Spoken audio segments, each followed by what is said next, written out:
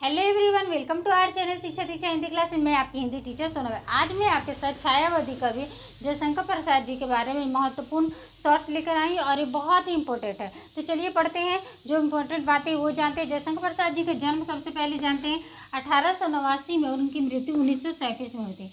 उनकी माता का नाम मुन्नी देवी, पिता का नाम देवी प्रसाद था, याद रखेंगे। जयशंकर प्रसाद का बाल्य नाम था झारखंडी और कलाधर। क्या था?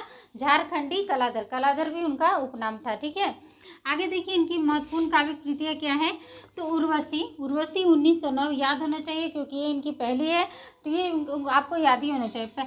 वन मिलन 1909, कानन कुसुम भी याद होना चाहिए, इंपॉर्टेंट रचना है। 1913 प्रेम पथिक 1914, चित्रधार 1918। और यहाँ से आपको चारों याद होना चाहिए। झरना, आंसू, लहर, कामायनी।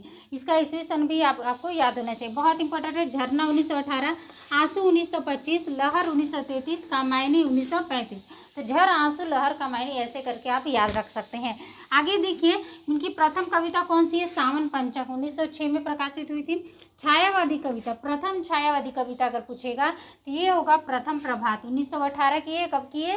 क्योंकि 1918 से छायावाद स्टार्ट होता है, तो उनकी प्रथम कविता छायावादी कविता हो गया प्रथम प्रभात। आगे देखिए प्रथम पुस्तकाकार रचना तो उर्वशी है। कौन सी है? उर्वशी। और उर्वशी क्या है? एग्जाम में हमेशा पूछा जाता है। उर्वशी एक चंपू काव्य है। क्या है?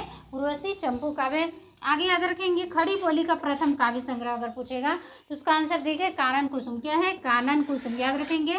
ठीक है, छायावाद की प्रथम रचना कौन सी है? झरना। छायावाद की प्रथम रचना झरना। इसे छायावाद का प्रथम प्रयोगशाला भी कहा जाता है, याद रखेंगे। हिंदी का मेघदूत किसे कहा जाता है? आंसू को कहा जाता है। इसमें 133 छंदों का प्रयोग हुआ है। ठीक है, आगे देखिए कामायनी इनकी क्या है? कामायनी जो है इनका क्या है? महाकाव्य है, जिसमें जो है 15 सर्ग हैं। कितने सर्ग है? 15 सर्ग है। तो ये जयशंकर प्रसाद जी के बारे में इंपॉर्टेंट शॉर्ट्स था। आज के लिए इतना ही, मिलते हैं नए वीडियो में नए टॉपिक के साथ। Thank you everyone.